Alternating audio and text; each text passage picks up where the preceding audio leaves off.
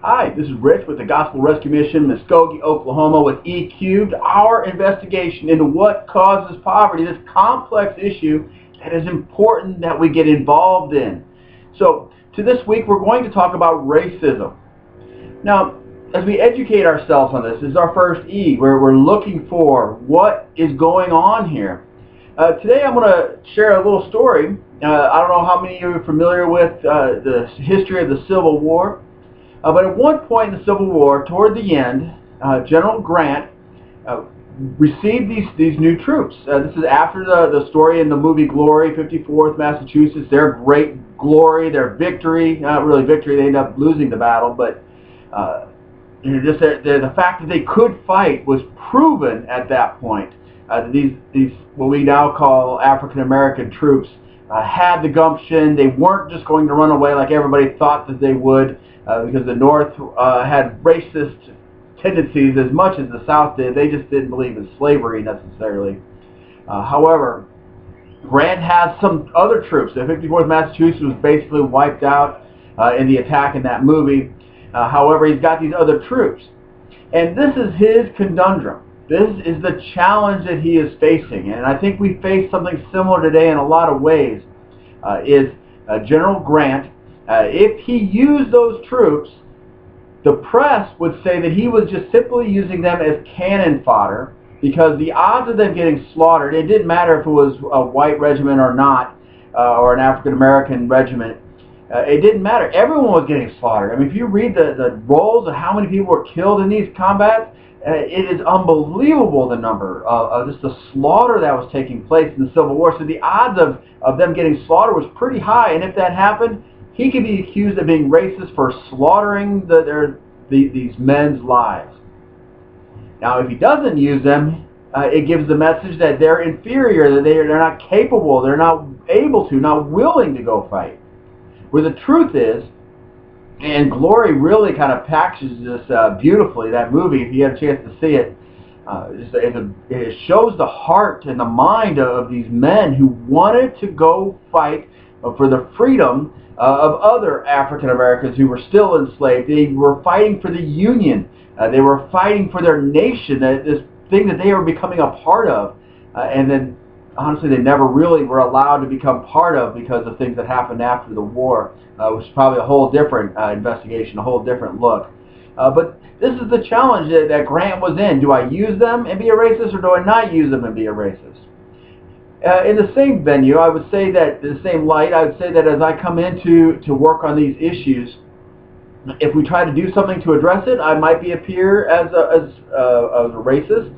If I don't do anything, I could be considered a racist. So let's look at this in a light of what could it be like?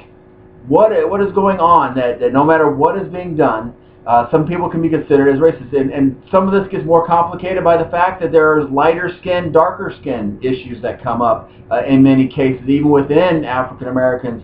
If you go to Arab and Asian, there's other factors that play in, not strictly color. I'll give you an example, that even some older African American men and women I've known really look down on young African American men particularly. They're judging some of that's more of generational issues probably, but some of that ties in it almost to a level of race that is challenging. And what this does is it causes us to hide. Now, we put our head under the pillow and pretend like racism is not an issue in our nation. So that's our education. We are believing this. We're putting our head in the sand like an ostrich. We just don't want to deal with this issue. We're just hoping it gets better. Hope is not going to be our solution to this. So we're going to explore a solution. We're going to explore an idea. And this is an idea that I read about in a book, and I've seen some ideas of it in other venues and blogs, and also I read about it or heard about it on a podcast one time. But this whole idea of having racial desserts or meals where you are at a table, like a banquet, and desserts are a lot cheaper, and everybody likes dessert, so everyone can come together, and we sit at a table, and at your table are going to be people of different races and cultures. You know, we're not just talking just black and white here. We're talking Asian, Arab, Native American, different tribes of Native American too. not just one tribe. There's all vast differences there, which, again, another investigation we'd have to look into. But here we are. We were all at a table eating together, fellowshipping together, learning about each other with an open heart, open mind. Everybody that shares at the table, how we can address these issues. What is it like really being a person of color in our community? One example that I'll share is I've talked to gentlemen, men and women actually now, who were here in Muskogee, Oklahoma, during the integration period where the schools had gone from segregated to desegregated. And when I talked to the African American, they talk about, boy, it was tense, it was difficult, it was challenging, and they said we worked through it, but it was tough. It was scary, and their stories are incredible. When I talked to the whites, they're kind of like, whoa, it was easy, it was smooth. I mean, nobody was racist, everybody was flowing good, it was easy, peaceful. Well, they're both telling the truth from their own perspective. They're both being honest. Neither one of them are really lying, but from their perspective, they saw it differently.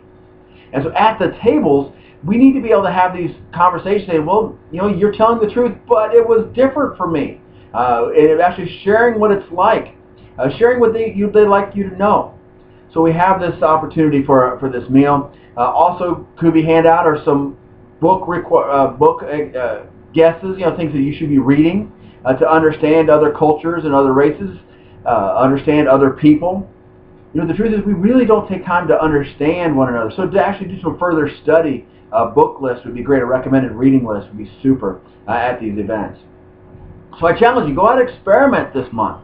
Experiment with having a dessert where you're purposely bringing together people of different races. Maybe have a couple speakers highlighting the importance of this, and then allow the tables to have a conversation, get to know each other. It is getting to know each other where I think we can make the biggest difference in these racial issues. And I plan to address these over the next 6 months, and I hope you will do the same. This is Rich Shouse with the Gospel Rescue Mission, Muskogee, Oklahoma, with our E-Cubed. Educate, explore, experiment.